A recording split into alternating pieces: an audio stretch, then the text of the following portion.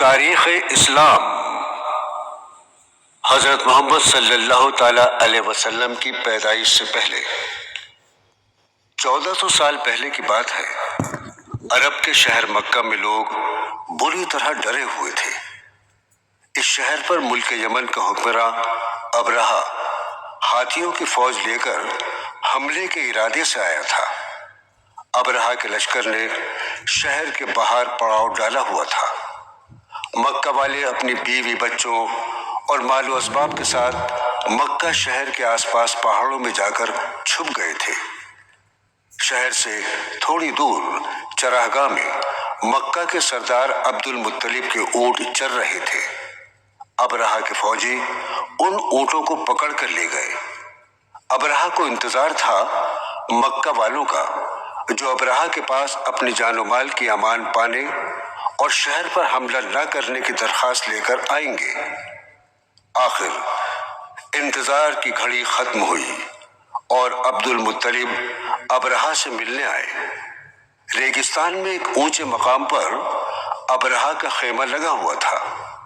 خیمے کے آس پاس اس کے محافظ نیزے اور ڈھالے تھامے ادب سے کھڑے ہوئے تھے۔ ابرہہ ایک شاندار تخت پر بیٹھا ہوا تھا جس پر چیتے کی کھال بچھی ہوئی تھی۔ تخت کے پیچھے لونڈیاں شتر مرغ کے پروں سے تیار پنکھے جھل رہی تھیں۔ عبد المطلب کو شدید گرمی میں پسینہ آ رہا تھا اور ان کے لباس اور چہرے پر ریت لگی ہوئی تھی۔ ابرہہ کو بتایا گیا کہ مکہ کا سردار اس سے ملنے آیا ہے۔ ابرہہ نے عبد المطلب کو خیمے کے اندر بلایا۔ ان کے دھول بھرے لباس کو دیکھ کر خیمے میں موجود ابرہہ کے درباری مسکرانے لگے۔ ابرہہ مغرور انداز میں گردن اکڑائے بیٹھا ہوا تھا۔ وہ عبد المطلب کو دیکھ کر یہی سوچ رہا تھا کہ یہ عرب اس کے قدموں میں گر کر اپنی اور اپنے قبیلے والوں کی جان کی امان مانگے گا، لیکن عبد المطلب نے ایسا کچھ نہیں کیا۔ وہ براہ راست ابرہہ سے ان الفاظ میں مخاطب ہوئے: آپ کے سپاہی میرے اونٹ پکڑ لائے ہیں، آپ انہیں چھوڑ دیجیے۔ اونٹوں کی بات سن کر ابرہہ کو بڑی حیرت ہوئی۔ اس نے عبد المطلب سے پوچھا: اے سردار، تمہیں اپنے اونٹوں کی فکر ہے جبکہ ہم تمہارا معبد کعبہ ڈھانے آئے ہیں، تمہیں اس کی کوئی فکر نہیں؟ عبد المطلب نے بڑی سادگی سے کہا: کعبے کا مالک اللہ ہے، وہی اس کی حفاظت کرے گا، آپ میرے اونٹوں کو چھوڑ دیجیے۔ ابرہہ نے اونٹوں کو چھوڑنے کا حکم دیا اور عبد المطلب واپس مکہ آئے۔ ابرہہ رات بھر سوچتا رہا کہ جس معبد کو وہ گرانے آیا ہے، آخر مکہ والے اس کو بچانے کی کوشش کیوں نہیں کر رہے ہیں؟ وہ تو اہل مکہ سے مقابلہ کرنے کے لیے ایک بڑی فوج لے کر آیا تھا۔ آخر ایسا کیا ہے جو مکہ والے اس کے مقابلے کے لیے نہیں آئے؟ اگلے روز صبح ابرہہ خانہ کعبہ کو ڈھانے کے لیے اپنی فوج کے ساتھ آگے بڑھا۔ پہلی قطار میں 13 ہاتھی تھے اور سب سے بڑے ہاتھی پر خود ابرہہ سوار تھا۔ لشکر شہر میں داخل ہوا تو مٹی کے مکانوں کے درمیان ایک چوکور عمارت نظر آئی جسے پتھروں اور مٹی سے تعمیر کیا گیا تھا۔ یہ عمارت نہ تو گرجا گھروں کی طرح شاندار تھی اور نہ ہی آتش کدوں کی طرح بلند و بالا، لیکن اس عمارت کو دور سے دیکھ کر اس کے مالک اللہ رب العزت کی شان و کبریائی کا ایسا اثر دل پر پڑتا ہے کہ ہر انسان کا سر خود بخود جھک جاتا ہے۔ لشکر میں شامل سب سے بڑا ہاتھی رک گیا۔ اسے دیکھ کر دوسرے ہاتھی بھی اپنی اپنی جگہ جم گئے۔ لگتا تھا کہ زمین نے ان کے پاؤں پکڑ لیے ہوں۔ ہاتھی بان نے ہاتھی کو آگے بڑھانے کی لاکھ کوشش کی۔ لشکر میں شامل سپاہیوں نے ہاتھی کے نیزے چبھوئے لیکن وہ آگے نہیں بڑھے۔ दूसरे हाथी भी अपनी अपनी जगह खड़े हुए थे। अबरहा गुस्से से पागल हो रहा था। वो तो बड़े कर्रफर के साथ काबतुल्ला को मिस्मार करने आया था। अगर उसने ऐसा नहीं किया तो पूरे यमन में लोग उस पर थू थू करेंगे। वो आपे से बाहर हो गया और उसने चांदी की परत चढ़ी हुई ईरानी छड़ी से हाथी को पीटना शुरू कर दिया। दर्द से हाथी बिलबिला गया। उसने एक चिंगाड़ मारी। वो वापस लौटना चाहता था, लेकिन हाथीबान और सिपाही बार बार उसका रुख काबतुल्ला की जानिब कर देते। सभी हाथी उस जगह से दाएं बाएं मुड़कर भागना चाहते थे। हाथीबान और सिपाही हाथियों का रुख काबे की जानिब मोड़ने की कोशिश कर रहे थे। इस अफरा तफरी में धूल उड़ने लगी। हाथियों और सिपाहियों के पांव से उड़ने वाली गर्द की वजह से कुछ भी नजर नहीं आ रहा था। तभी साहिल समंदर की जानिब से छोटी छोटी अबाबीलों का एक झुंड उड़ता नजर आया। अबाबीलें लश्कर के ऊपर आकर चक्कर लगाने लगी। हाथियों के साथ मशक्कत कर रहे सिपाहियों ने उनकी तरफ ध्यान नहीं दिया कि अचानक अबाबीलों ने अपनी नन्ही चोंच और पंजों में पकड़ी हुई कंकरियां लश्कर पर फेंक दी। जिस किसी के वो कंकरी आकर लगी उस मकाम पर जलन हुई और वहां आबला उभर आया। हाथियों के भी ये कंकरियां गोलियों की तरह आकर लगी और तकलीफ की शिद्दत से वो सिपाहियों को रौंदते हुए पीछे की तरफ दौड़ने लगे। कई कंकरियां अबरहा के चेहरे, कांधों और हाथों से आकर टकराई। वहां आबले पड़ गए और उनमें खौलन होने लगी। अबरहा घबरा गया और वो बुरी तरह खौफ हो गया। उसके लश्कर में भगदड़ मच गई। सिपाही और हाथी अपनी अपनी जान बचाने के लिए जाए पनाह तलाश करने लगे। थोड़ी देर में ही आबलों से पीप और खून बहने लगा। अबरहा, उसके सिपाहियों और हाथियों के चेहरे और जिस्म मस्ख हो गए और वो सब कुछ दूर जाकर हलाक हो गए। अबरहा के लश्कर की तबाही देखकर अहले मक्का उस साल को आमुल फील हाथी का साल कहने लगे। इस वाक़े के बाद काबतुल्ला का मकाम और अजमत बढ़ गई। दूर दूर से लोग इसकी जियारत के लिए आने लगे। इस वाक़े के 70 दिन बाद माह रबीउल अव्वल 570 ईस्वी में हमारे नबी हजरत मोहम्मद सल्लल्लाहु ताला अलैहि वसल्लम की पैदाइश हुई। आप सल्लल्लाहु ताला अलैहि वसल्लम जनाब अब्दुल मुत्तलिब के सबसे छोटे फर्जंद जनाब अब्दुल्ला के यहाँ पैदा हुए। आपकी वालिदा का नाम आमिना है। हमारे प्यारे नबी की विलादत से तकरीबन 6 माह कबल आपके वालिद जनाब अब्दुल्ला तिजारत के लिए शाम गए हुए थे। वापस आते हुए रास्ते में बीमार हो गए और बीमारी बढ़ती गई। शहर से दूर उनका इंतकाल हो गया। जनाब अब्दुल मुत्तलिब अपने सबसे छोटे फर्जंद से बहुत मोहब्बत करते थे। उनके इंतकाल की खबर सुनकर बहुत गमगीन हुए। यही हाल मोहतरमा आमना का हुआ, जो उस वक्त हामिला थी और अपने शौहर का बेसब्री से इंतजार कर रही थी। आप सल्लल्लाहु ताला अलैहि वसल्लम पैदा हुए तो वालिदा मोहतरमा आमना ने उनका नाम अहमद रखा, जबकि अब्दुल मुत्तलिब अपने पोते को गोद में उठाकर काबतुल्ला ले गए और उनका नाम मोहम्मद रखा। ये नाम अरबों के लिए बिल्कुल नया था। मक्का वालों ने अब्दुल मुत्तलिब से ऐसा अजनबी नाम रखने की वजह दरियाफ्त की तो उन्होंने जवाब दिया कि मेरा ये बेटा बड़ा नाम कमाएगा और हर इंसान इसकी तारीफ करेगा। सचमुच अब्दुल मुत्तलिब की ये बात सच साबित हुई। आप सल्लल्लाहु ताला अलैहि वसल्लम ने अपने अखलाक और किरदार की ऐसी मिसाल कायम की कि रहती दुनिया तक लोग आपकी तारीफ करेंगे। मासूम मोहम्मद सल्लल्लाहु ताला अलैहि वसल्लम को बीबी आमिना बड़े प्यार से पालने लगी। अपने मासूम फर्जंद का चमकता हुआ चेहरा देखकर वो शौहर की मौत का गम भूल गई। उस जमाने में बच्चों को सेहतमंद रखने के लिए दूर दराज के देहाती इलाकों में भेज दिया जाता था। शहर के बच्चों की परवरिश का काम दाइयां करती थीं। इस परवरिश के बदले उन्हें मेहनताना और इनाम मिलता था। बच्चे कुछ महीने के हो जाते तो उन्हें दाइयों के सुपुर्द कर दिया जाता था। ऐसी ही एक दाई हलीमा अपने शौहर के साथ शहर मक्का कोई बच्चा लेने आई। उनकी ऊँटनी बूढ़ी और कमजोर थी जो बहुत धीरे धीरे चलती थी।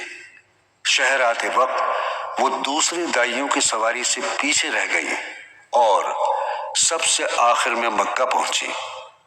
दाई हलीमा से पहले आने वाली दाइयों ने मालदार और साहिब हैसियत लोगों के बच्चों को ले लिया। हलीमा को ऐसा कोई बच्चा नहीं मिला।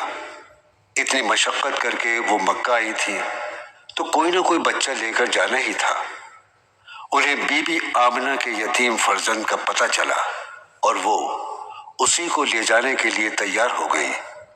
लेकिन इस बच्चे को गोद में लेते ही उन्हें ऐसा कल्बी सुकून मिला जिसका एहसास पहले कभी नहीं हुआ था। हलीमा ने बच्चे के मासूम चेहरे पर नजर डाली तो उसके माथे पर अनोखी चमक थी। उन्होंने मासूम बच्चे को सीने से लगा लिया और ऊंटनी पर सवार होकर वापस सहरा की तरफ मुड़ी। वो ये देखकर हैरान रह गईं कि उनकी ऊंटनी दीगर ऊंटों से ज्यादा तेज दौड़ रही थी। लगता था उसकी जवानी और कुव्वत लौट आई है। दाई हलीमा मोहम्मद सल्लल्लाहु ताला अलैहि वसल्लम को लेकर घर पहुंची। उनके हम उम्र उनका बेटा था। जब दोनों बच्चों को दूध पिलाती तो उन्हें कभी दूध की कमी नहीं होती थी। यही हाल उनकी बकरियों का था। वो भी खूब दूध देने लगी। दाई हलीमा और उनके शौहर बहुत खुश थे। ये मासूम बच्चा उनके लिए खुशकिस्मती का वईद लेकर आया था। इसके आने से घर में बरकत आ गई। वो बड़े प्यार से मोहम्मद सल्लल्लाहु ताला अलैहि वसल्लम की परवरिश करने लगी। आप बचपन ही से बहुत शरीफ और नेक तबीयत थे। न तो कभी किसी चीज के लिए जिद करते और न ही बिला वजह रोकर दाई हलीमा को परेशान करते। जब थोड़े बड़े हुए और समझ आने लगी तो दाई हलीमा के कामों में हाथ बटाने लगे। वो दाई हलीमा के बच्चों के साथ खेलते और जो भी खाने को मिलता वो अपने दूध शरीक भाई बहनों के लिए छोड़ देते। आपकी शराफत और भोलापन देखकर सभी आपकी तारीफ करते। जब आप 5 साल या 6 साल के हुए तो दाई हलीमा आपको वालिदा मोहतरमा आमना के पास ले आई। वालिदा ने अपने फर्जंद को सीने से लगा लिया, माथा चूमा और अपनी ममता को सैराब किया। वो आपको लेकर अपने ननिहाल शहर मदीना तशरीफ ले गई। नन्हे मोहम्मद वहां ननिहाल के सभी लोगों से मिले और सभी ने उन्हें बहुत पसंद किया। कुछ महीने मदीने में गुजारकर वो मक्का के लिए रवाना हुई। रास्ते में बीमार होकर इंतकाल कर गई।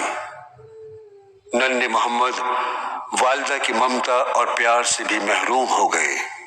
बहुत गमगीन हुए। आप अपनी वालिदा के इकलौते फर्जंद और आंख का तारा थे। वो आपको बेइंतहा प्यार करती और आपको देखकर अपने सभी गम भूल जाती। उनकी बांदी नन्हे मोहम्मद को लेकर मक्का आई और आपको जनाब अब्दुल मुत्तलिब के हवाले कर दिया। बहू के इंतकाल की खबर सुनकर जनाब अब्दुल मुत्तलिब बेइंतहा रंजीदा हुए और मोहम्मद को सीने से लगाकर बहुत रोए। उन्हें फिक्र इस बात की थी कि इस मासूम की परवरिश वो कैसे करेंगे। ये प्यारा बच्चा तो वालिद की शफकत और वालिदा की ममता और लाड प्यार से महरूम हो गया है। जनाब अब्दुल मुत्तलिब आपको बेहद प्यार करते थे। वो कभी भी नन्हे मोहम्मद को अपनी नजरों से दूर नहीं होने देते और आपकी हर जरूरत का ख्याल करते। वक्त गुजरने के साथ साथ वालिदा की जुदाई का गम कम होता गया। आप इंतहाई शरीफुल नफ्स और सीधे सादे थे। बूढ़े दादा को कभी भी परेशान नहीं किया।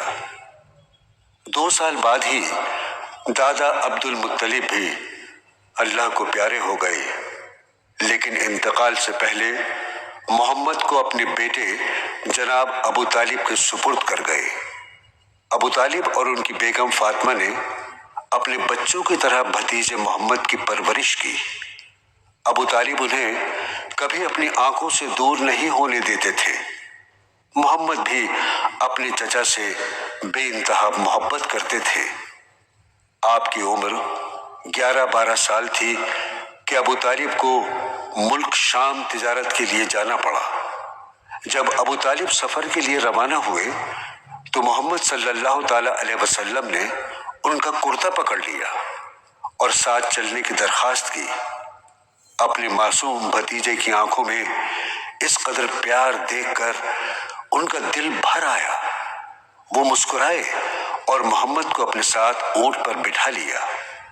दिन रात रेगिस्तान पार करता हुआ ये काफिला मुल्क शाम के बाहर एक बस्ती में जाकर ठहरा।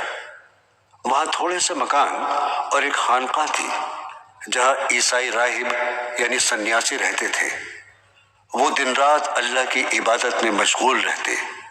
अबू तालिब और उनके साथी आराम करने के लिए यहाँ रुके थे। ऊंटों पर से सामान उतारा और अपने खाने पीने का इंतजाम करने लगे।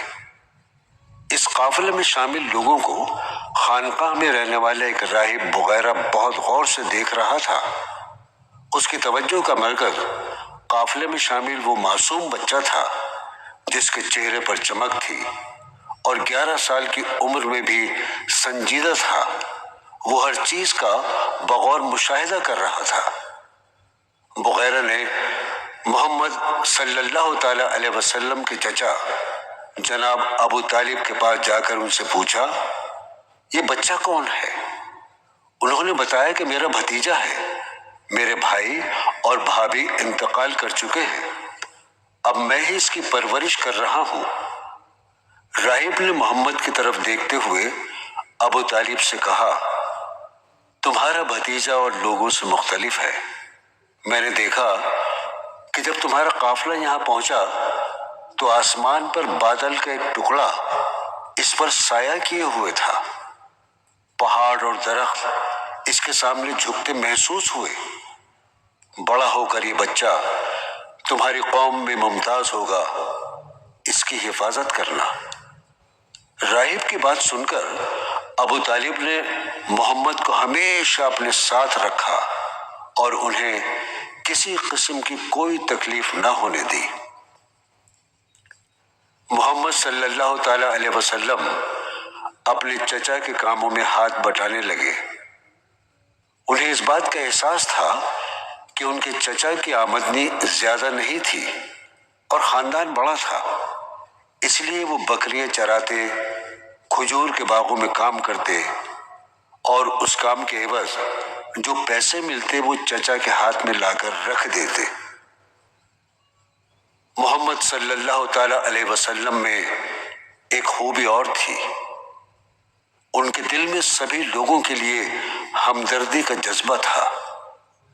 अगर किसी बूढ़े या कमजोर को भारी सामान उठाते देखते तो फौरन उसकी मदद करने पहुंच जाते। पड़ोस में किसी को कोई सौदा वगैरह मंगाना होता तो फौरन ला कर देते। लेन देन में पूरी ईमानदारी बरतते। आप ना तो कभी किसी से नाराज होते, न ही किसी को डांटते डपटते। अगर कोई शहर से बाहर जाते वक्त अपना कोई सामान आपके पास रखवा देता तो पूरी दयानतदारी से उसका सामान उसको वापस लौटा देते। आपने कभी भी برے لوگوں کا ساتھ نہیں لیا۔ آپ کی دوستی ایک نوجوان ابو بکر سے ہو گئی تھی جو آپ کی طرح ایماندار اور نرم دل تھے۔ محمد صلی اللہ تعالی علیہ وسلم کی انہی خوبیوں کو دیکھ کر مکہ والے آپ کی عزت کرنے لگے۔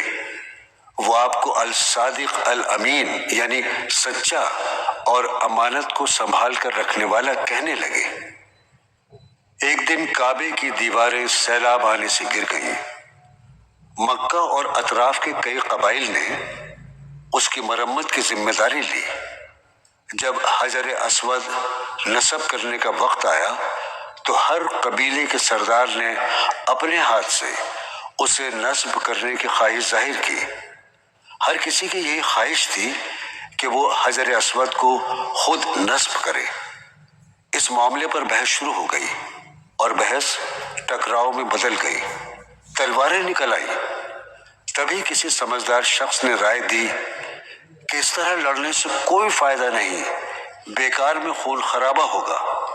ہم کیوں نہ ایسا کریں کہ کل صبح جو شخص سب سے پہلے خانہ کعبہ کے پاس سے گزرے اس سے مشورہ کر لیا جائے کہ حجر اسود کون نصب کرے گا۔ یہ تجویز سبھی کو پسند آئی اور الہ صبح اکٹھے ہو کر انتظار کرنے لگے۔ دور سے کوئی شخص ادھر آتا نظر آیا۔ سبھی کی نظریں اس پر گڑ گئیں۔ جب وہ شخص قریب آیا تو لوگ خوشی سے چیخ اٹھے، ارے یہ تو اپنے الصادق الامین ہے۔ سبھی محمد صلی اللہ تعالی علیہ وسلم کے آس پاس اکٹھے ہو گئے اور آپ کو حجر اسود نصب کرنے کا معاملہ بتایا۔ آپ نے اس مقام کا جائزہ لیا اور سوچنے لگے۔ تھوڑی دیر بعد آپ نے ایک چادر منگائی اور پھیلا کر اس کے بیچوں بیچ حجر اسود رکھ دیا۔ اس کے بعد آپ نے سبھی قبائل کے سرداروں سے چادر کے کونے تھام کر حجر اسود کو اٹھانے کا مشورہ دیا۔ جب حجر اسود اس مقام تک اٹھ گیا جہاں اسے نصب کرنا تھا تو آپ نے اسے اپنے ہاتھوں سے اٹھا کر نصب کر دیا۔ معاملہ خوش فہمی سے طے ہو گیا تھا اور سبھی نے آپ کی تعریف کی، کیونکہ اب محمد صلی اللہ تعالی علیہ وسلم جوان ہو رہے تھے اور وہ اپنے بوڑھے چچا کے ساتھ تجارت کرنے میں ماہر ہو گئے تھے۔ آپ مکہ سے تجارتی سامان لے کر جاتے اور باہر سے وہ سامان لے کر آتے جس کی مکہ میں ضرورت تھی۔ اس زمانے میں مکہ سے کھجوروں اور چمڑے کی تجارت ہوتی تھی۔ آپ کی ایمانداری اور نیک چلنے کا ذکر مکے کی ایک تاجر خاتون خدیجہ نے سنا۔ انہوں نے خواہش ظاہر کی کہ محمد ان کا سامان بھی لے کر جائیں، جس کے بدلے وہ انہیں اپنے منافع میں شریک کریں گی۔ مال تجارت کے ساتھ ساتھ انہوں نے اپنے غلام کو بھی محمد صلی اللہ تعالی علیہ وسلم کے ساتھ روانہ کیا۔ کچھ دنوں کے بعد آپ سامان پر بھاری منافع کما کر لوٹے۔ خدیجہ کے غلام نے محمد صلی اللہ تعالی علیہ وسلم کی ایمانداری اور تجارتی مہارت کا ذکر کیا اور خدیجہ اس بات سے بہت متاثر ہوئی۔ کچھ دن بعد انہوں نے اپنی لونڈی کے ذریعے محمد کو نکاح کا پیغام بھیجا۔ آپ نے اپنے چچا سے مشورہ کیا اور انہوں نے خدیجہ سے شادی کی اجازت دے دی۔ خود ابو طالب نے نکاح پڑھایا اور محمد صلی اللہ تعالی علیہ وسلم ہنسی خوشی شادی شدہ زندگی گزارنے لگے۔ خدیجہ رضی اللہ تعالی عنہا سے آپ کی 4 صاحبزادیاں اور 2 صاحبزادے ہوئے۔ دونوں صاحبزادوں کا بچپن ہی میں انتقال ہو گیا اور آپ نے بڑے پیار سے اپنی بیٹیوں کی پرورش کی۔ اس زمانے میں عربوں میں ایک بہت خراب رسم تھی۔ وہ بیٹیوں کی پیدائش کو اچھی نظر سے نہیں دیکھتے تھے۔ بعض لوگ تو بیٹی پیدا ہونے پر اس قدر شرمندہ ہو جاتے کہ لوگوں سے منہ چھپاتے پھرتے اور جب موقع ملتا بیٹی کو ماں کی گود سے چھین کر زندہ دفن کر دیتے۔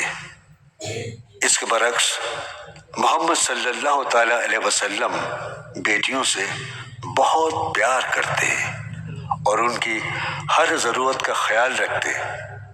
آپ کی مالی حالت اچھی ہو گئی تو آپ نے اپنے چچا کی مدد کرنے کا ارادہ کیا اور آپ نے ان کے صاحبزادے علی کی پرورش کا ذمہ لیا اور ایک اور چچا زاد جعفر کو اپنے چھوٹے چچا عباس کے سپرد کر دیا۔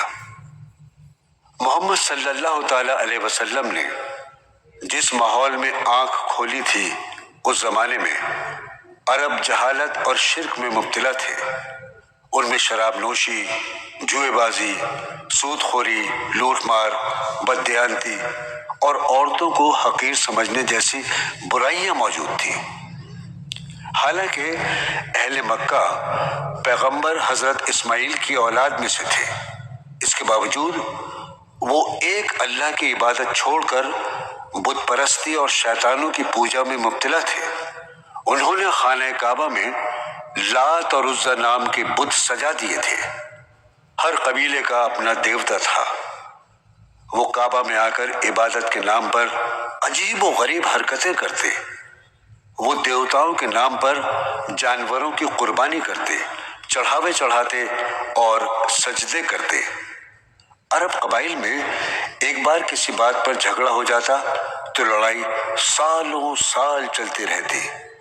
بعض دفعہ تو کنویں پر پہلے اونٹ کو پانی پلانے پر لڑائی ہو جاتی اور اس قدر خون خرابہ ہوتا کہ منٹوں میں درجنوں افراد قتل کر دیے جاتے، عورتیں بیوہ ہو جاتی اور بچے یتیم ہو جاتے۔ یہ سارے حالات دیکھ کر محمد صلی اللہ تعالی علیہ وسلم کا دل دکھتا۔ وہ سوچتے کہ عربوں سے ان غلط رسوم اور جہالت کو کیسے دور کیا جائے۔ وہ ہمیشہ ایسے سماج کا تصور کرتے جس میں سبھی ایک دوسرے سے محبت کرنے والے، ایک دوسرے کا خیال رکھنے والے، نیک اور رحم دل ہوں۔ جب بھی انہیں انسانوں میں عدم مساوات، لڑائی جھگڑے اور بے انصافی کا خیال آتا تو ان کا دل بے چین ہو جاتا اور وہ ان برائیوں کو ختم کرنے کی ترکیبیں سوچتے۔ خدیجہ رضی اللہ تعالی عنہا سے شادی کے بعد آپ کی مالی حالت اچھی ہو گئی تو آپ کو عربوں کے حالات پر غور و خوض کا زیادہ وقت مل گیا۔ آپ مکہ کے باہر ایک پہاڑ پر بنے غار میں پانی اور کھانا لے کر چلے جاتے، وہاں گھنٹوں انسانیت کے خراب ہوتے حالات پر غور کرتے۔ آپ کی عمر 40 سال ہو گئی تو آپ کو اللہ تعالیٰ کی جانب سے خوابوں کا سلسلہ شروع ہوا۔ آپ کو بہت اچھے اچھے خواب دکھتے۔ ایک روز آپ اسی غار حرا میں غور و خوض فرما رہے تھے کہ آپ کے سامنے نبیوں پر وحی یعنی اللہ کا پیغام لانے والا فرشتہ جبرائیل آیا۔ آپ نے اس سے پہلے کبھی فرشتہ نہیں دیکھا تھا۔ فطرت انسانی کے مطابق آپ فرشتے کو دیکھ کر گھبرا گئے۔ فرشتے نے آپ کے پاس آ کر کہا، اقرا یعنی پڑھو۔ آپ نے جواب دیا، میں پڑھنا لکھنا نہیں جانتا۔ فرشتے نے پھر کہا، اقرا یعنی پڑھو۔ اس بار بھی آپ نے یہی کہا، میں پڑھنا لکھنا نہیں جانتا۔ کئی مرتبہ جبرائیل علیہ السلام نے یہی کہا اور آپ نے یہی جواب دیا، میں پڑھنا لکھنا نہیں جانتا۔ جبرائیل علیہ السلام قریب آئے اور آپ نے آپ کا سینہ اپنے سینے سے لگا کر بھینچا۔ آپ صلی اللہ تعالی علیہ وسلم کو اپنی پسلیاں دبتی ہوئی اور سانس گھٹتا ہوا محسوس ہوا۔ آپ گھبرا گئے اور غار سے تیز تیز قدموں سے چلتے ہوئے گھر آ گئے۔ گھر آتے ہی آپ نے اپنی پیاری بیوی خدیجہ سے کہا، مجھے کچھ اڑا دو، مجھے کچھ اڑا دو، میری زندگی خطرے میں ہے۔ خدیجہ رضی اللہ تعالی عنہا نے آپ کو کمبل دیتے ہوئے کہا، اللہ کی قسم آپ کو کوئی نقصان نہیں پہنچا سکتا کیونکہ آپ کمزوروں کا خیال رکھتے ہیں اور رشتہ داروں کے حقوق ادا کرتے ہیں۔ آپ کمبل لپیٹ کر لیٹے رہے۔ جب آپ کی حالت کچھ درست ہوئی تو خدیجہ آپ کو اپنے چچا زاد ورقہ بن نوفل کے پاس لے گئی جو عیسائی تھے اور حضرت عیسیٰ علیہ السلام پر نازل ہونے والی آسمانی کتاب انجیل کے عالم تھے۔ محمد صلی اللہ تعالی علیہ وسلم نے انہیں غار میں پیش آنے والا واقعہ سنایا۔ ورقہ نے آپ کو بتایا کہ آپ کے پاس جو مخلوق آئی تھی وہ نبیوں تک اللہ کا پیغام لانے والا فرشتہ جبرائیل ہے۔ آپ اپنی قوم کی اصلاح کے لیے نبی بنا کر بھیجے گئے ہیں، لیکن قوم آپ کی مخالفت کرے گی اور آپ کو شہر سے نکال دے گی۔ کاش میں صحت مند اور جوان ہوتا تو آپ کی مدد کرتا۔ یہ بات سن کر محمد صلی اللہ تعالی علیہ وسلم کو تعجب ہوا کہ قوم انہیں شہر سے نکال دے گی۔ کچھ عرصے بعد دوبارہ وحی کا سلسلہ شروع ہوا۔ اللہ تعالیٰ نے آپ کو اپنی عبادت کرنے اور نیکی پھیلانے کا حکم دیا۔ اکثر آپ کو فرشتہ آسمانوں اور افق پر نظر آتا اور وہ آپ سے کہتا کہ آپ اللہ کے رسول ہیں۔ آپ کی نبوت کا سن کر سب سے پہلے آپ کی اہلیہ حضرت خدیجہ ایمان لائیں۔ مردوں میں آپ کے دوست ابو بکر اور بچوں میں حضرت علی اور لڑکوں میں حضرت زید ایمان لائے۔ آپ نے سب سے پہلے اپنے دوستوں اور رشتہ داروں کو ایمان کی دعوت دی۔ ایک روز آپ نے اپنے رشتہ داروں کو کھانے پر بلایا۔ کھانے کے بعد آپ نے ایک اللہ کی عبادت اور شرک و گناہوں کے بارے میں بتایا۔ آپ کے رشتہ داروں کے لیے یہ باتیں بالکل نئی تھیں۔ سب خاموش رہے۔ کسی نے آپ پر ایمان لانے کی بات نہیں کی۔ صرف علی رضی اللہ تعالیٰ عنہ جو اس وقت 8 سال کے تھے کھڑے ہوئے اور اپنے ایمان کا اظہار کیا۔ آپ کے عزیز دوست حضرت ابو بکر رضی اللہ تعالیٰ عنہ نے اپنے قریبی دوستوں کو اسلام کی دعوت دی اور حضرت عثمان رضی اللہ تعالیٰ عنہ سمیت کئی لوگوں کو مسلمان کر لیا۔ آپ کی دعوت سے مکہ میں رہنے والے غریبوں اور غلاموں کو ایک امید نظر آئی، کیونکہ اسلام نسل و قبیلے پر فخر کی مخالفت کرتا ہے اور انسان کے اچھے ہونے کا پیمانہ تقوی یعنی پرہیزگاری کو قرار دیتا ہے۔ لہٰذا کئی غلام جن میں بلال، حضرت یاسر اور ان کی اہلیہ حضرت سمیہ رضی اللہ تعالی عنہا شامل ہیں، نے اسلام قبول کر لیا۔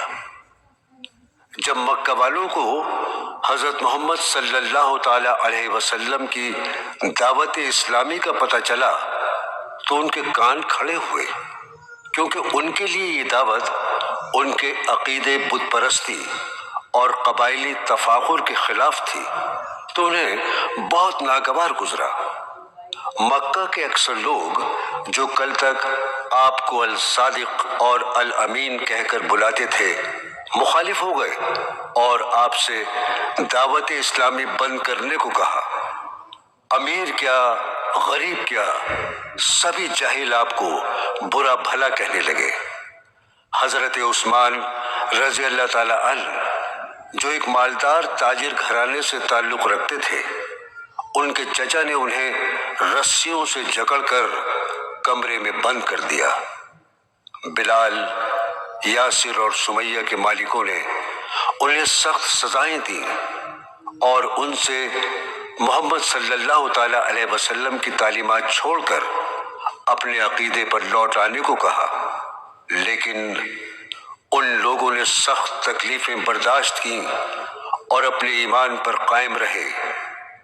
ایک روز حضرت سمیہ اور حضرت یاسر کو ان کے مالک نے اس قدر پیٹا کہ دونوں شہید ہو گئے۔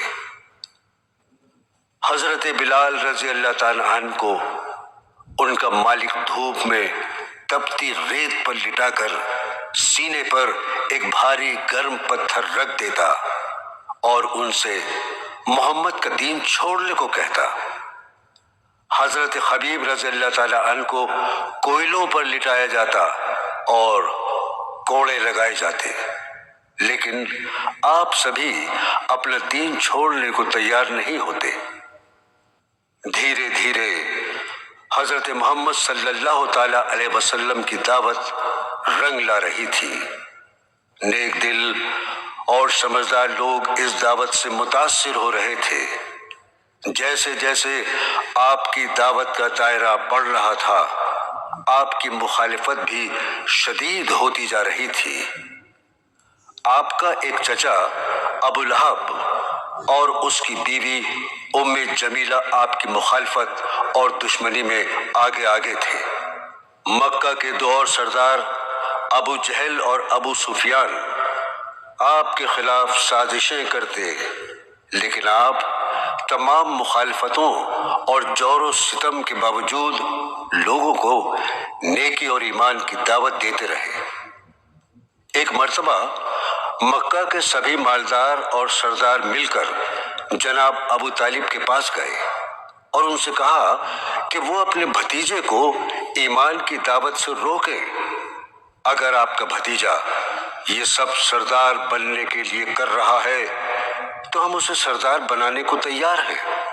اگر اس کا مقصد مال و دولت جمع کرنا ہے تو ہم اسے مال و دولت دینے کو تیار ہیں، ساتھ ہی خوبصورت ترین عورت سے اس کی شادی بھی کروا دیں گے۔ جناب ابو طالب نے حضرت محمد صلی اللہ تعالی علیہ وسلم کو بلا کر کہا، پیارے بھتیجے، اب میں بوڑھا ہو چکا ہوں، پورا مکہ تمہارے خلاف ہے، تم مجھ پر اتنا بوجھ مت ڈالو جسے میں برداشت نہ کر سکوں۔ محمد صلی اللہ تعالی علیہ وسلم کی آنکھیں چھلک آئیں اور آپ نے کہا، اے پیارے چچا، اگر اہل مکہ میرے ایک ہاتھ میں سورج اور دوسرے میں چاند بھی لا کر رکھتے تو میں اپنی دعوت چھوڑنے کو تیار نہیں۔ یہ جواب سن کر جناب ابو طالب بولے، جاؤ بھتیجے، اپنا کام کرتے رہو۔ اس کے بعد مکہ والوں نے ایک اور فیصلہ کیا۔ انہوں نے سبھی کے لیے یہ حکم جاری کیا کہ کوئی بھی قریش سے کسی قسم کا لین دین نہیں کرے گا، نہ ہی ان سے شادی کرے گا۔ قریش کو کسی تقریب میں نہیں بلایا جائے گا۔ آپ کی بیٹی ابو جہل کے لڑکے سے بیاہی ہوئی تھی، اس نے آپ کو تکلیف دینے کے لیے آپ کی بیٹی کو طلاق دلوا دی۔ قریش سے تعلقات ختم کر لیے۔ یہ فیصلہ قریش کے لیے بہت سخت تھا۔ قریش کو سخت پریشانیوں کا سامنا کرنا پڑا۔ سماجی بائیکاٹ کے سبب ان کے پاس کھانا پینا بھی ختم ہونے لگا۔ راتوں کو ان کے بچے بھوک سے تڑپ کر روتے۔ قریش قبیلے کے لوگ درختوں کی پتیاں کھا کر یا چمڑے کو پانی میں ابال کر پیتے اور اپنا گزارا کرتے۔ ابو جہل اور ابو لہب اس بات کی نگرانی رکھتے کہ کوئی قریش کو کھانے پینے کا سامان نہ پہنچائے۔ آپ صلی اللہ تعالی علیہ وسلم کے پائے استقلال میں ذرا بھی جنبش نہیں آئی۔ جب آپ مکہ والوں سے پریشان ہو گئے تو آپ صلی اللہ تعالی علیہ وسلم نے حج کے موقع پر باہر سے آنے والے لوگوں کے سامنے ایمان کی دعوت پیش کرنی شروع کر دی۔ مدینہ سے آنے والے ایک وفد کے لوگوں نے خوشی خوشی آپ کی دعوت قبول کر لی اور انہوں نے واپس مدینہ جا کر اپنے رشتہ داروں اور دوستوں کے سامنے اسلامی تعلیمات پیش کی۔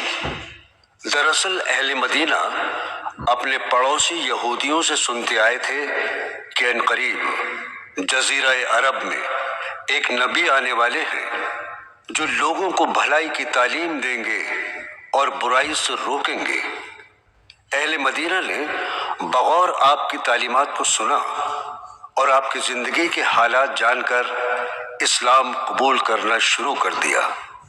اگلے سال حج کے موقع پر مدینہ سے اور لوگ مکہ آئے اور آپ پر ایمان لائے۔ اس طرح مدینہ میں مسلمانوں کی تعداد بڑھنے لگی۔ آپ صلی اللہ تعالی علیہ وسلم کی پریشانیاں اور مکہ والوں کی دشمنی دیکھ کر اہل مدینہ نے آپ کو مدینہ آ کر اپنا مشن چلانے کی دعوت دی اور وعدہ کیا کہ وہ کبھی آپ کا ساتھ نہیں چھوڑیں گے۔ مکہ میں ایمان والوں کا جینا دوبر ہو گیا تھا۔ انہیں ہر طرح سے پریشان کیا جا رہا تھا۔ آخر اللہ نے ان کے ایمان کو مضبوط کرنے کے لیے انہیں ایک اور آزمائش میں ڈالا، اور جن مسلمانوں کو ستایا جا رہا تھا انہیں مکہ چھوڑ کر ملک حبشہ جانے کا حکم دیا۔ اس وقت ملک حبشہ یعنی ایتھیوپیا، اس میں ایک انصاف پسند عیسائی بادشاہ نجاشی کی حکومت تھی۔ مسلمانوں کے ایک وفد میں آپ کی صاحبزادی حضرت رقیہ رضی اللہ تعالی عنہا اور ان کے شوہر حضرت عثمان رضی اللہ تعالی عنہ بھی شامل تھے۔ جب مکہ والوں کو مسلمانوں کے حبشہ پہنچنے کی خبر ملی تو انہوں نے ایک وفد نجاشی کے پاس بھیجا۔ وفد کے سرداروں نے نجاشی سے کہا کہ ہمارے ملک کے کچھ باغی آپ کے ملک میں پناہ لیے ہوئے ہیں، آپ انہیں ہمارے حوالے کر دیں۔ نجاشی نے مسلمانوں کے وفد کے سب سے سمجھدار شخص کو طلب کیا تو آپ صلی اللہ تعالی علیہ وسلم کے چچا زاد حضرت جعفر رضی اللہ تعالی عنہ تشریف لائے۔ نجاشی نے ان سے ان کے عقیدے کے بارے میں دریافت کیا تو انہوں نے ایک پراثر تقریر کی۔ اسلام کی حقانیت سننے کے بعد نجاشی بولا، خدا کی قسم، یہ تو وہی تعلیمات ہیں جو ہمارے نبی حضرت عیسیٰ علیہ السلام لے کر آئے تھے۔ اور نجاشی نے مسلمانوں کو وہاں عزت کے ساتھ رہنے کی اجازت دے دی۔ مکہ کا وفد بے مراد واپس ہوا۔ اب اسلامی تعلیمات سے شہر مکہ ہی نہیں، دوسرے شہروں اور ملکوں کے لوگ بھی متاثر ہونے لگے تھے۔ یہ جان کر کفار مکہ کے سینوں پر سانپ لوٹ گئے۔ انہوں نے آپ کو ہر قسم کا لالچ دینا چاہا، آپ کے ساتھیوں کو قتل کر کے اور آپ پر حملہ کر کے خوف زدہ کرنے کی کوششیں کی۔ قریش کا سماجی بائیکاٹ بھی کر لیا تھا، لیکن اسلام تھا کہ پھیلتا چلا جا رہا تھا۔ اسی بیچ مکہ کے دو بااثر اور بہادر آدمیوں نے اسلام قبول کر لیا۔ ان میں ایک محمد صلی اللہ تعالی علیہ وسلم کے چچا حضرت حمزہ رضی اللہ تعالی عنہ اور دوسرے حضرت عمر رضی اللہ تعالی عنہ تھے۔ ان دونوں کے اسلام قبول کرنے سے مسلمانوں کو یہ فائدہ ہوا کہ وہ اب چھپ کر نہیں، سب کے سامنے کعبۃ اللہ کی عبادت کرنے لگے۔ دریں اثنا آپ کی پیاری اہلیہ حضرت خدیجہ رضی اللہ تعالی عنہا اور چچا جناب ابو طالب انتقال کر گئے۔ جب تک جناب ابو طالب زندہ رہے تو کفار مکہ کی اتنی ہمت نہیں ہوئی کہ آپ کو جانی نقصان پہنچا سکیں۔ چنانچہ 622 عیسوی میں کفار مکہ نے آپ کو قتل کرنے کا پلان بنایا۔ ہر قبیلے سے ایک نوجوان منتخب کیا گیا۔ اس سے فائدہ یہ تھا کہ رسول اللہ کے قتل کی سازش میں ملوث اتنے لوگوں سے قریش ایک ساتھ بدلہ نہیں لے سکتے تھے۔ اللہ تعالیٰ نے محمد صلی اللہ تعالی علیہ وسلم کو اس سازش کی خبر دے دی اور آپ نے مکہ سے ہجرت کرنے کا ارادہ کیا۔ آپ نے اپنے بستر پر حضرت علی کو لٹایا اور اپنے سب سے پکے دوست ابو بکر کو ساتھ لے کر رات کے اندھیرے میں روانہ ہو گئے۔ قاتل آپ کے گھر میں جھانک جھانک کر دل کو تسلی دیتے رہے کہ آپ بستر پر سوئے ہوئے ہیں۔ آدھی رات گزرنے پر قاتل اچانک ننگی تلواریں لے کر گھر میں داخل ہوئے۔ انہوں نے لیٹے ہوئے شخص سے چادر ہٹائی تو حضرت علی وہاں لیٹے ہوئے تھے۔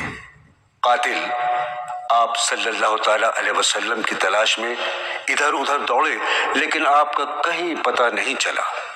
جب کفار مکہ کو پتہ چلا کہ آپ شہر میں نہیں ہیں تو انہوں نے آپ کو گرفتار کرنے والے کے لیے 100 اونٹوں کا انعام رکھا۔ انعام کے لالچ میں لوگ آپ کی تلاش میں نکلے، لیکن آپ کو ڈھونڈ نہ سکے۔ مکہ سے نکل کر مدینہ جانے کو ہجرت کہا جاتا ہے۔ یہ ہجرت 622 عیسوی میں ہوئی اور اسی واقعے کو بعد میں خلیفہ دوم حضرت عمر رضی اللہ تعالیٰ عنہ کے زمانے میں سن ہجری یعنی اسلامی سال قرار دیا۔ کفار مکہ سے بچنے کے لیے آپ صلی اللہ تعالیٰ علیہ وسلم نے 3 دن ایک پہاڑ کے غار میں پناہ لی، جسے غار ثور کہتے ہیں۔ کئی لوگ آپ کی تلاش میں پہاڑوں اور ریگستان کی خاک چھانتے رہے، لیکن آپ تک نہیں پہنچ سکے۔ 3 دن آپ نے اس غار میں گزارے۔ اس کے بعد ایک لمبے راستے سے آپ مدینہ پہنچے۔ آپ کے کئی صحابی پہلے ہی مدینہ منورہ پہنچ چکے تھے اور بے صبری سے آپ کے منتظر تھے۔ مدینہ سے پہلے ایک بستی ہے جس کا نام قبا ہے۔ آپ جب وہاں پہنچے تو آپ نے اپنے ساتھیوں کے ساتھ مل کر ایک مسجد تعمیر کی اور یہاں پہلی مرتبہ نماز جمعہ پڑھائی۔ آپ کے مدینہ پہنچنے پر مسلمانوں نے خوشی منائی اور آپ کی اونٹنی حضرت ابو ایوب انصاری کے گھر کے سامنے آ کر رک گئی۔ آپ 6 مہینے حضرت ابو ایوب انصاری کے مہمان بن کر رہے۔ اسی بیچ ایک جگہ خرید کر وہاں مسجد کی تعمیر شروع کی گئی۔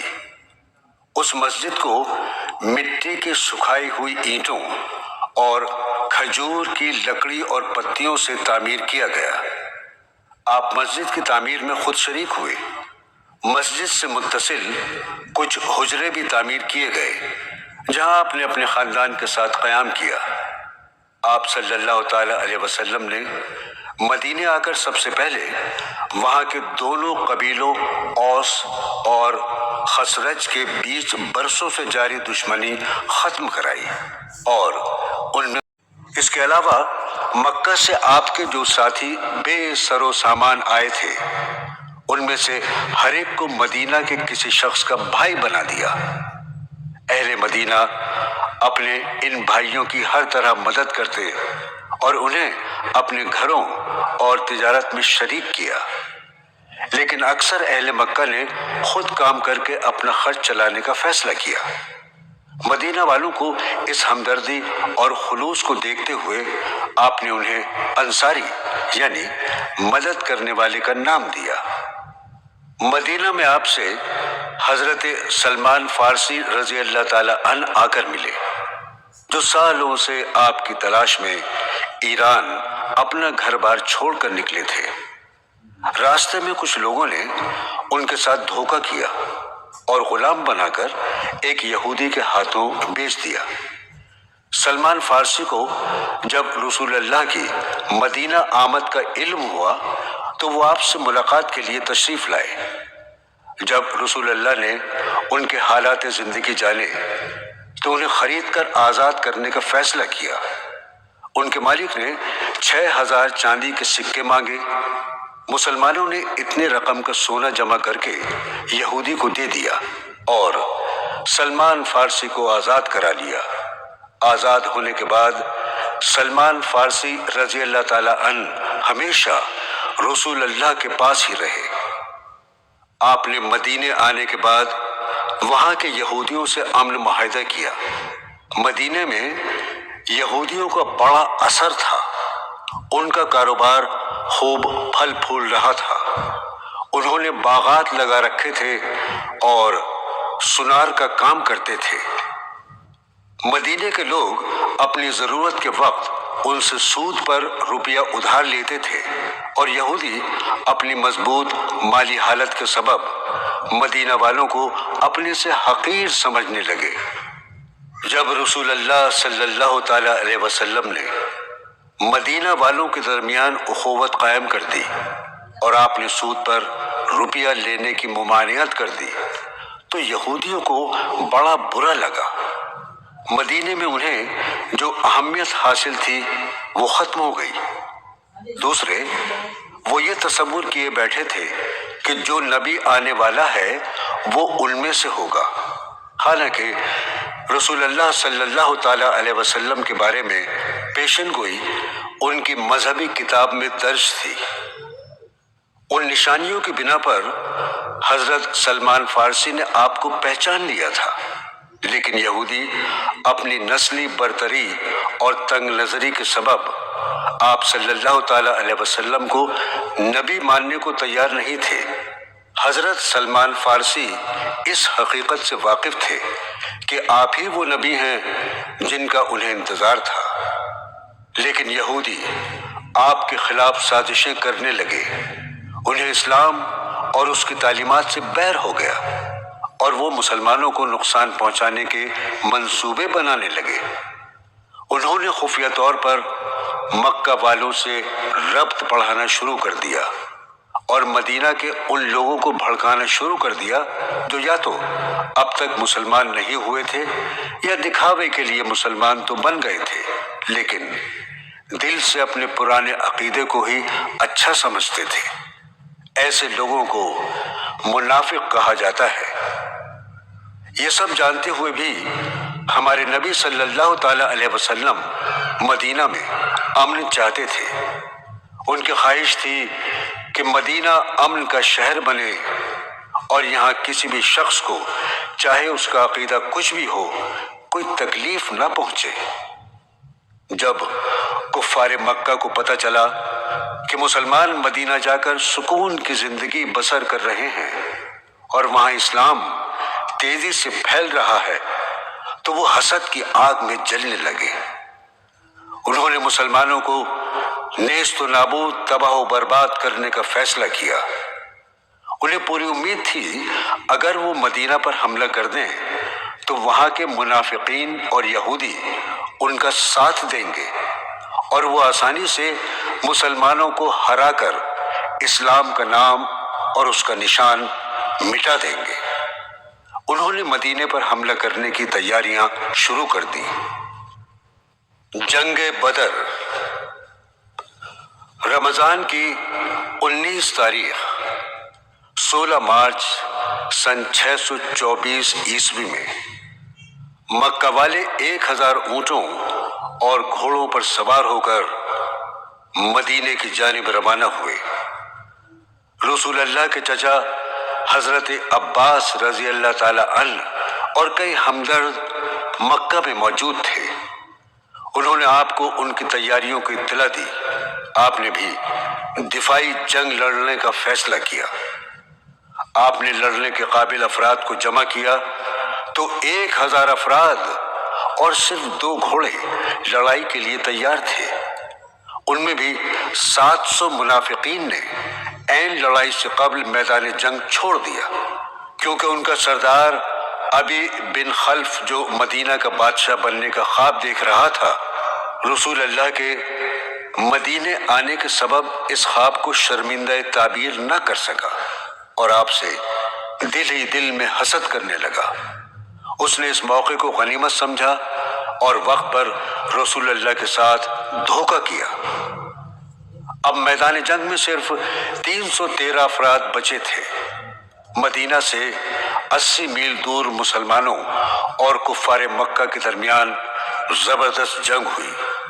اس جنگ میں مسلمانوں نے کم سامانی کے باوجود بڑی بہادری سے مقابلہ کیا اور کفار کو شکست دی۔ ابو جہل اور کئی سردار جنگ میں مارے گئے۔ وہ 70 آدمیوں کی لاشیں میدان میں چھوڑ کر بھاگے۔ تقریباً اتنے ہی افراد گرفتار ہوئے۔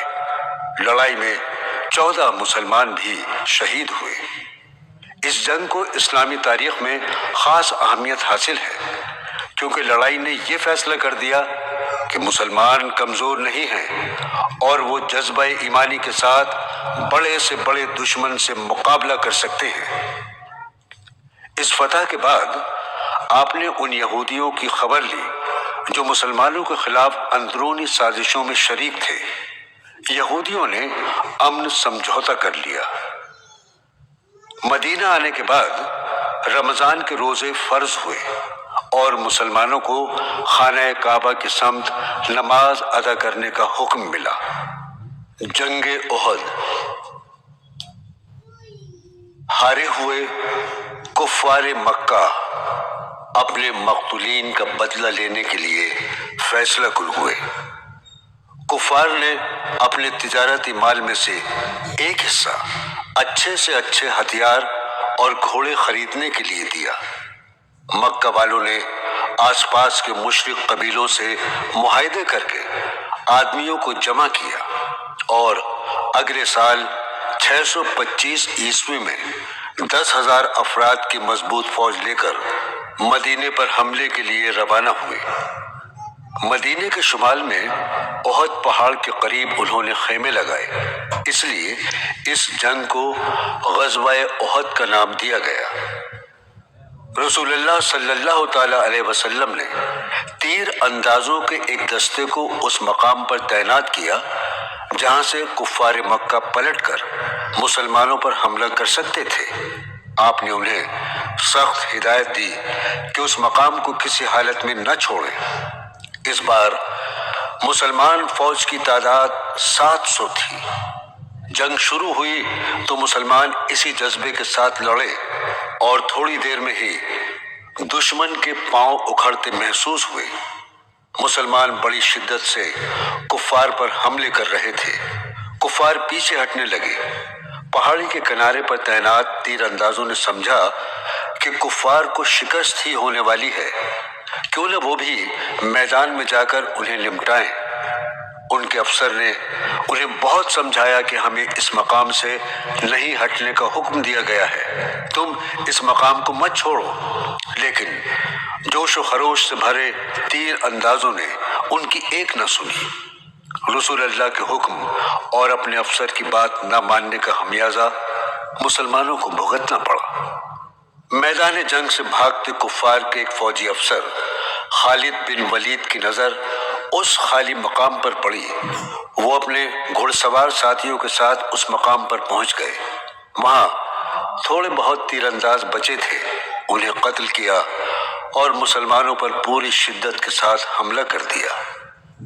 یہ حملہ دیکھ کر بھاگتے ہوئے بقیہ کفار بھی لوٹ آئے۔ اب مسلمان دو طرف سے گھر چکے تھے۔ کسی کی سمجھ میں نہیں آ رہا تھا کہ کیسے مقابلہ کریں۔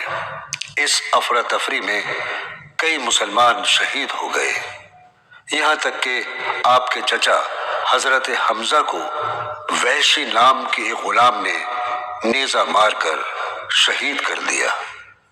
کفار کا حوصلہ اتنا بڑھ گیا کہ وہ رسول اللہ کے کیمپ تک پہنچ گئے اور ایک کافر نے آپ پر اتنا زوردار حملہ کیا کہ آپ کا لوہے کا ہیلمٹ چہرے میں گڑ گیا۔ آپ کے خون نکلنے لگا۔ آپ کی صاحبزادی حضرت فاطمہ کو پتہ لگا تو وہ پانی لے کر دوڑی۔ پہلے زخم کو پانی سے دھویا، تب بھی خون نہیں رکا تو کھجور کے پتوں سے بنی چٹائی جلا کر اس کی راکھ زخم میں بھر دی۔ مسلمانوں نے بڑی بہادری سے دفاعی جنگ لڑی اور کفار کا مسلمانوں کو خاک میں ملانے کا منصوبہ خواب ہی رہ گیا اور وہ میدان چھوڑ کر بھاگ گئے۔ جاتے جاتے مکہ کے سردار ابو سفیان نے اعلان کیا کہ اگلے سال ہم پھر مقابلے کے لیے آئیں گے۔ جنگ خندق۔ مکہ شریف واپس آ کر ابو سفیان نے اور بڑی جنگ لڑنے کی تیاری شروع کر دی۔ رسول اللہ صلی اللہ تعالی علیہ وسلم کو اس کی اطلاع ملی تو آپ نے اپنے ساتھیوں سے مشورہ طلب کیا۔ حضرت سلمان فارسی نے بتایا کہ جب ایران میں ہمیں کسی بڑے حملے کا خطرہ ہوتا ہے تو ہم شہر کے اطراف کھائی کھود کر اندر سے شہر کا دفاع کرتے ہیں۔ ان کی تجویز سب کو پسند آئی۔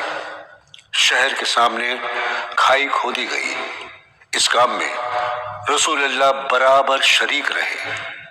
آپ کبھی بھاری پتھروں کو کدال سے توڑتے تو کبھی مٹی بھر کر باہر پھینکتے۔